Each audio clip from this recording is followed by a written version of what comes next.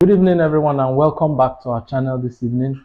This evening, we are going to discuss an interesting topic, and we are going to discuss cell and its components, the components of a cell and their functions. Now, if you remember, in the last 2 or 3 videos we discussed about the classification of organisms, and we said that this great Swedish botanist, whose name was Carlos Linnaeus, divided all the organisms that lived on Earth into 2 categories, 2 great kingdoms, and these kingdoms are plants and animals. As we said in that video, we've gone further to know that there are better ways of classifying organisms. But for today's class, we're going to look at plants and animal cells. What do these cells look like? What are their components, and what are the different organelles that are in those cells? Now, it's important as a biologist, as a microbiologist, to understand what a plant cell looks like, what an animal cell looks like, and the components within that cell, those cells, and what they do.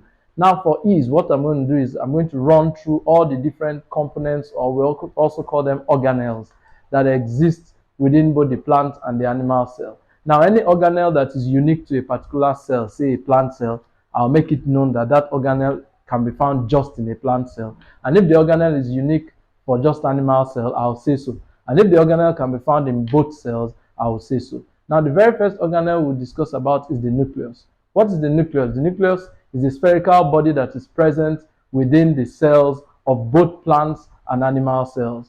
Now, the nucleus carries genetic materials, and it's important for us to know. Some people say that the nucleus controls the whole of the cell. Well, they could be true, but the important thing to note in science is that the nucleus carries all the genetic materials, the genetic components of the cell. Everything is within the nucleus of the plant cell or the animal cell. So the nucleus is very important. Now, the next thing are chromosomes. Now, what are chromosomes? Chromosomes are thread-like structures that can be found within the nucleus of the cell. Now, these thread-like structures carry the DNA of the cell, and they are very important. Now, many times students have complained that they seem to be mixing things up, understanding what the gene is, what the chromosomes are, and what chromatids are. Now, what's the gene? What's DNA? What's chromosomes? What are chromatids? Now, to help us understand, I'll try to explain these 4 things so that we can understand them very well and we don't get confused by them. Now, the DNA is a giant molecule. It has a helical structure, and it's a giant molecule. It's a polymer molecule, meaning that it's made up of smaller monomer subunits, like you have in starch or cellulose, that is made up of different types of sugars, like glucose and the smaller sugars. So that is how, the way you have also protein being made up of amino acids, that's the way you have DNA as a polymer molecule, and it is made up of smaller monomer molecules. And these monomer molecules, we call them nucleotides. So the DNA is this giant molecule that exists within the cells of living organisms, and the DNA carries a lot of genetic material. Now, that's what the DNA is. So the next question is, so what are genes? Now, genes are sections or portions on the DNA molecules, and genes are important because they code for particular characteristics. So when you have this giant DNA molecule, within the molecule there is, within parts of the molecule, we have different parts of the molecule that are coding for particular characteristics. If it's in a human being, now you have genes that code for eye color, that code for height, that code for skin tone, skin color, and all of that. So those are what genes are. DNA is the giant molecule itself that is within the animal or plant cell that is carrying all the genetic materials. Genes are portions of the DNA that code for particular characteristics within the cell or the organism. Now, what's a chromosome on its own? A chromosome is a thread-like structure. Now, the DNA is that giant molecule, and to hold the giant molecule in place, you have a chromosome. The chromosome wraps itself around the DNA and holds the DNA in place using what we call histones. Histones are proteins that can be found in the nucleus. So the chromosome is a thread-like structure wound tightly around the DNA and holds the DNA in place, also making use of histones, which are proteins that are present in the cell. And then the 4th thing that confuses people is chromatids. What are chromatids? Now, chromatids are sister chromosomes. Now, when a cell wants to divide into 2, The cell usually, depending on the type of division that we're talking about, let's say meiosis now, the cell, what the cell does is that the chromosomes within the cell now make replicas of themselves, because you want to make two daughter cells from one parent cell, and the two daughter cells are genetically similar to one another. And so for this to occur, the chromosomes have to replicate and produce another one, yes, that's a chromosome will produce a sister chromosome. Now, those two sister chromosomes, when they are shortened and thickened and ready to divide into the two new cells that want to divide, we refer to them as chromatids. So it's important to understand the gene are sections on the DNA coding for different characteristics. The DNA is that giant molecule that is in the cell and is carrying all the genetic information and materials, and is carried them is made up of monomer units called nucleotides. And then the chromosome is that thread-like structure that wraps itself around the DNA with histone proteins and keeps the DNA in place, while the chromatids are sister chromosomes that have shortened and are ready for cell division. This is very important to know, and this we should not make the mistake of saying we do not understand the difference between chromosomes, chromatids, DNA, and all the like. Now, the next thing we'll discuss about is the mitochondria.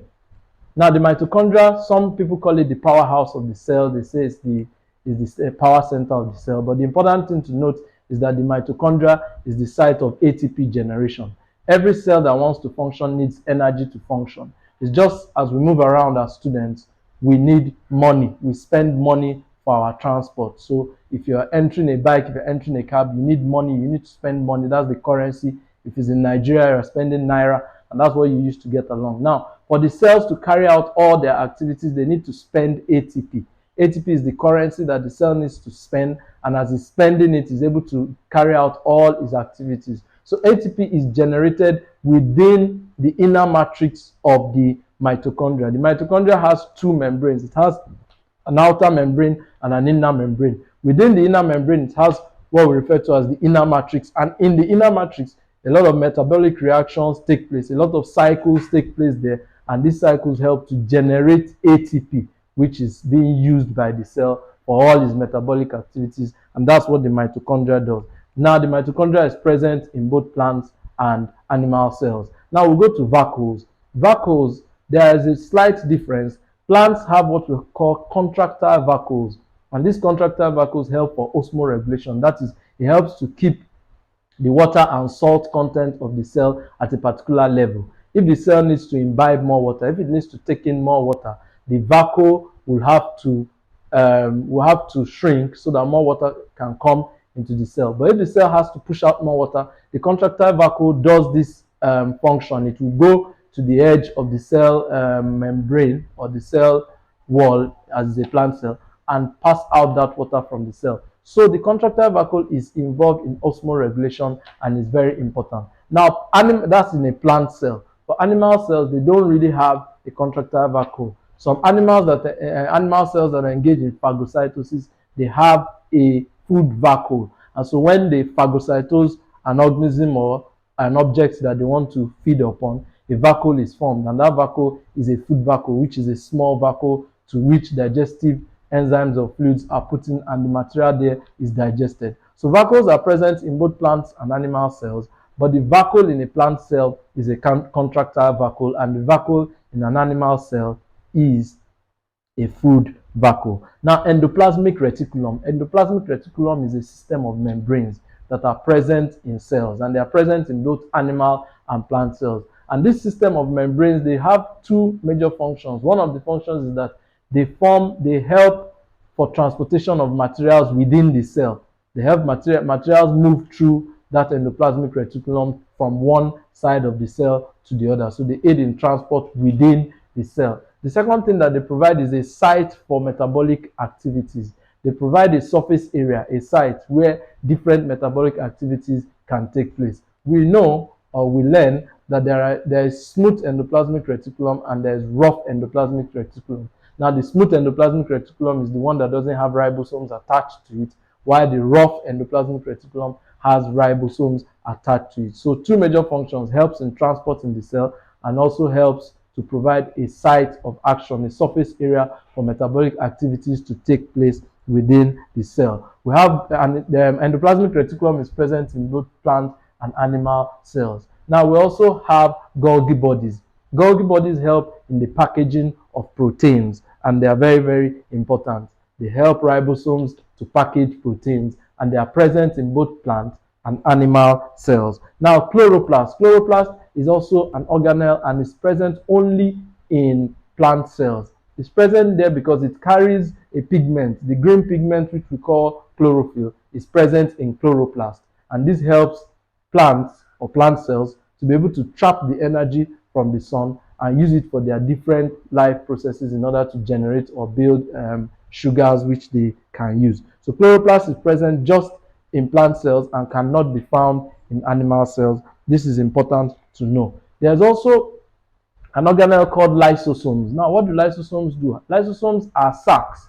They are little sacs that carry hydrolytic enzymes. They carry enzymes that the cells use to digest different structures or sugars within the cell. They are very, very important, and they can be found in both plant and animal cells. Sometimes respiratory enzymes are also present in the lysosomes. They carry a lot of enzymes, and they are small sacs that are present in both plant and animal cells. We also have ribosomes. Ribosomes are also structures. They are sac-like structures within both plants and animal cells, and they are there for protein synthesis.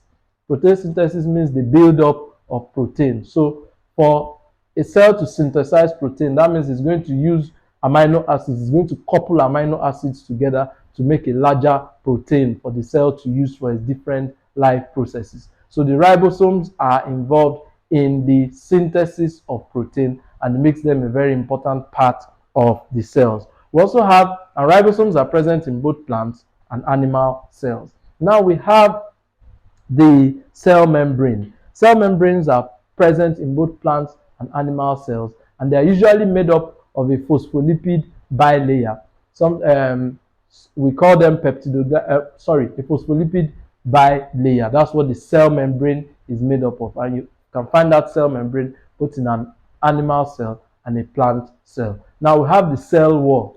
The cell wall is unique to plant cells, cannot be found in animal cells, and is usually made up of a non-living material which we call cellulose, which is present in the plant cell. So you have a cell wall that is made of cellulose. So many times it's referred to as a cellulose cell wall, and this is very important. Also, the last component we'll discuss about are centrioles. And centrioles are small granular structures that are present in just animal cells, only animal cells, and they help the animal cells during the process of cell division. They come in handy, and they help the animal cell to be able to divide appropriately and easily. I've discussed about 12 different organelles and components that can be found in both plants and animal cells. Please do well to revise all these components and understand their functions. Thank you for listening. Have a wonderful day.